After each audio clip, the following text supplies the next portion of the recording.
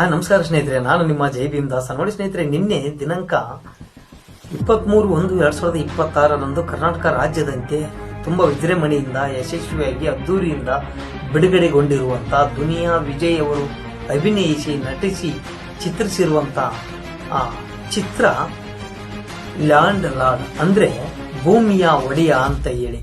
ಈ ಸಿನಿಮಾ ತುಂಬಾ ಅದ್ಭುತವಾಗಿದೆ. ಸಮಾಜಕ್ಕೆ ಒಂದು ಉತ್ತಮವಾದಂತಹ ಸಂದೇಶವನ್ನ ಸಾರಲು ಹೊರಟಿದೆ. ಹಾಗಾಗಿ ದಯವಿಟ್ಟು ನಿಮ್ಮ ಹತ್ತಿರದ ಚಿತ್ರಮಂದಿರಗಳಲ್ಲಿ ಈ ಚಿತ್ರವನ್ನ ನಿಮ್ಮ ಕುಟುಂಬ ಸಮಾತರಾಗಿ ಆಗಮಿಸಿ ವೀಕ್ಷಿಸಿ ಅಂತೇಳಿ ನಾನು ತಮ್ಮಲ್ಲಿ ಮನವಿ ಮಾಡ್ಕೊಳ್ತಾ ಇದ್ದೀನಿ. ಹಾಗೆ ಸ್ನೇಹಿತರೆ, ಈ ಚಿತ್ರವನ್ನು ಯಾಕೆ ನೀವು ವೀಕ್ಷಣೆ ಮಾಡಿ ಅಂತ ಹೇಳಿ ನಾನು ಹೇಳ್ತಾ ಇದ್ದೀನಿ ಅಂತ ಹೇಳಿ, ಇದರಲ್ಲಿ ಒಂದು ಉತ್ತಮವಾದ ಈ ಸಮಾಜಕ್ಕೆ ಬೇಕಾಗಿರುವಂತಹ ಮುಚ್ಚಿ ಹೋಗಿರುವಂತಹ ಸನ್ನಿವೇಶಗಳನ್ನ ಮತ್ತೆ ತೆರೆದಿರುವಂತಹ ಒಂದು ಅದ್ಭುತವಾದಂತಹ ಸನ್ನಿವೇಶ ಈ ಚಿತ್ರದಲ್ಲಿದೆ ಸ್ನೇಹಿತರೆ. ಹಾಗಾಗಿ ನಿಮ್ಮ ಹತ್ತಿರದ ಚಿತ್ರಮಂದಿರಗಳಿಗೆ ತೆರಳಿ ಪ್ರತಿಯೊಬ್ಬರು ಈ ಚಿತ್ರವನ್ನ ವೀಕ್ಷಿಸಿ ಗೆಲ್ಲಿಸಿ ಅಂತ ಹೇಳಿ ತಮ್ಮಲ್ಲಿ ನಾನು ಮನವಿ ಮಾಡ್ಕೊಳ್ತಾ ಇದ್ದೀನಿ.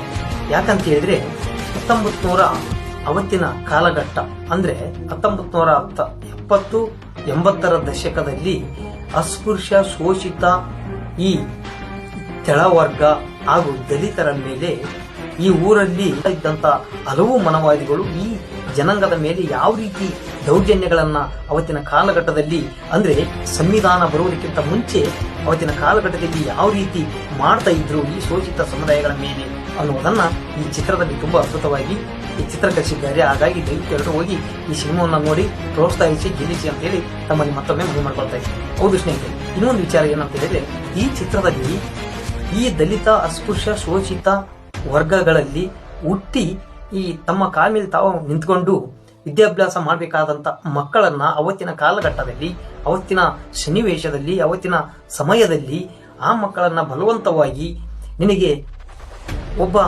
ಗಂಡ ಹೆಂಡತಿಗೆ ಕೇವಲ ಒಂದೇ ಮಗು, ಅದು ಹೆಣ್ಣು ಮಗು ಆಯ್ತಂದ್ರೆ ಆ ಮಗಳನ್ನ ಯಾವುದೇ ಕಾರಣಕ್ಕೂ ಹೊರಗಡೆ ಕೊಡದೇ ಇರುವ ರೀತಿಯಲ್ಲಿ, ಅದು ತುಂಬಾ ಸೌಂದರ್ಯವತಿ ಮತ್ತು ನೋಡೋದಕ್ಕೆ ತುಂಬಾ ಚೆನ್ನಾಗಿದ್ದಂತ ಮಕ್ಕಳಾದ್ರೆ ಆ ಮಕ್ಕಳನ್ನ ಹೊರಗಡೆ ಬೇರೆ ಒಂದು ಯುವಕನಿಗೆ ಕೊಟ್ಟು ಮದುವೆ ಮಾಡದೇ ಇರುವಂತ ಸ್ಥಿತಿಗೆ ತಲುಪಿಸಿ ಆ ಒಂದೇ ಒಂದು ಹೆಣ್ಣನ್ನ ಇವರ ಕಾಮದ ಚಟಕ್ಕೆ ಬಲಿಪಶುಗಳನ್ನಾಗಿ ಮಾಡಿಕೊಂಡು ಅವತ್ತು ಅದೇ ಮಗುವನ್ನ ಈ ಅನಿಷ್ಟ ಅದನ್ನ ಬಾಯಿಂದ ಹೇಳೋದಕ್ಕೂ ಕೂಡ ನಾಚಿಕೆ ಪಡುವಂತ ಶಬ್ದ ಅಂತಾನೆ ಹೇಳ್ಬೋದು. ಅದು ದೇವದಾಸಿ ಅನ್ನುವ ಒಂದು ಅನಿಷ್ಟ ಪದ್ಧತಿಗೆ ಅವತ್ತಿನ ಕಾಲಘಟ್ಟದಲ್ಲಿ, ಅದು ಒಬ್ಬರಲ್ಲ ಇಬ್ಬರಲ್ಲ ಸಾವಿರಾರು ಹೆಣ್ಣು ಮಕ್ಕಳನ್ನ ಅವತ್ತಿನ ಕಾಲಘಟ್ಟದಲ್ಲಿ ಆ ಅನಾಚಾರಕ್ಕೆ ದೂಡಿರುವಂತದ್ದು ಸನ್ನಿವೇಶ ಈ ಚಿತ್ರದಲ್ಲಿ ತುಂಬಾ ಅದ್ಭುತವಾಗಿ ಕಟ್ಟಿಕೊಟ್ಟಿದ್ದಾರೆ ಸ್ನೇಹಿತರೆ. ಯಾಕಂತ ಹೇಳಿದ್ರೆ, ಈ ಜಮೀನ್ದಾರ್ಗಳು ಆ ಊರು ಬಸವಿಯನ್ನ ಮುಟ್ಟಿದ ಮೇಲೆ, ಇವರು ಅನುಭವಿಸಿದ ಮೇಲೆ ಬೇರೆಯವರು ಅನುಭವಿಸುವಂತ ರೂಢಿ ಜಾತಿಯಲ್ಲಿ ಇತ್ತು ಅನ್ನುವ ವಿಚಾರನೂ ಸಹ ಈ ಸಮಾಜಕ್ಕೆ ಗೊತ್ತಿಲ್ಲ. ಹಾಗಾಗಿ ಇಂತಹ ಸನ್ನಿವೇಶಗಳು, ಇಂಥ ಅದ್ಭುತವಾದಂತ ಸಮಾಜಕ್ಕೆ ಇವಾಗಿನ ಯುವಕರಿಗೆ ತಿಳುವಳಿಕೆ ನೀಡುವಂತ ಹಲವು ಸನ್ನಿವೇಶಗಳು ಈ ಚಿತ್ರದಲ್ಲಿದೆ. ಹಾಗಾಗಿ ದಯವಿಟ್ಟು ಪ್ರತಿಯೊಬ್ಬರು ಹೋಗಿ ಈ ಚಿತ್ರವನ್ನ ನೋಡಿ ಅಂತ ಹೇಳಿ ನಾನು ಕೇಳ್ಕೊಳ್ತಾ ಇದ್ದೀನಿ. ಹಾಗೆ ಒಬ್ಬ ದಲಿತ ಅಸ್ಪೃಶ್ಯ ಜನಾಂಗದ ವ್ಯಕ್ತಿಯ ಹತ್ರ 1 ಇಂಚು ಭೂಮಿನೂ ಸಹ ಇರಬಾರ್ದು. ಕೇವಲ ನಮ್ಮ ಜಮೀನ್ದಾರ್ ಹತ್ರ ಮಾತ್ರ ಆ ಭೂಮಿ ಇರಬೇಕು ಅನ್ನುವ ಒಂದು ಛಲದಲ್ಲಿ ಇವರು ಆಡುವಂತ ಆಟಗಳು ಸಂವಿಧಾನಕ್ಕೆ ಬೆಲೆ ಕೊಡದೇ ಇರುವಂತದ್ದು. ಇವರು ಎಷ್ಟೇ ದೌರ್ಜನ್ಯ ಮಾಡಿದ್ರು ಅದನ್ನೆಲ್ಲ ಸಹಿಸಿಕೊಂಡು ಕೇವಲ ಕಾಳು ಕಡಿಗೋಸ್ಕರ ಕೂಲಿನಿ ಇಸ್ಕೊಳ್ಳದೆ ಇರುವ ರೀತಿಯಲ್ಲಿ ಇವರ ಜೀತದಾಳಗಳಾಗಿ ಅವತ್ತಿನ ವಾಸ್ತವ ಸ್ಥಿತಿಯಲ್ಲಿ ಈ ದಲಿತರು ಅದು ಹೇಗೆ ಅದೆಲ್ಲವನ್ನು ಸಹಿಸಿಕೊಂಡು ಬದುಕಿದ್ರು ಅನ್ನುವ ಒಂದು ಅದ್ಭುತವಾದಂತ ಸಂದೇಶ ಈ ಮೂವಿಯಲ್ಲಿದೆ. ಹಾಗೆ ಈ ದಲಿತ ಜನಾಂಗದ ಅದು ಇವತ್ತಿಗೂ ಕೂಡ, ಇದು 2026 ಅಂದ್ರೂ ಇವತ್ತಿಗೂ ಕೂಡ ಎಲ್ಲೋ ಒಂದು ಕಡೆ ಯಾವುದೋ ಒಂದು ಗ್ರಾಮದಲ್ಲಿ ಈ ಸಿನಿಮಾದಲ್ಲಿ ನಡೆಯುವಂತ ಹಲವು ಸನ್ನಿವೇಶಗಳು ಒಂದಲ್ಲ ಒಂದು ಕಡೆ ಈಗಲೂ ಸಹ ಈ ಸಂವಿಧಾನ ಇದ್ರೂ ಸಹ ನಡೀತಾ ಇದಾವೆ ಅನ್ನೋದಕ್ಕೆ ಹಲವು ಉದಾಹರಣೆಗಳನ್ನ ನಾವು ಕೊಡಬಹುದು.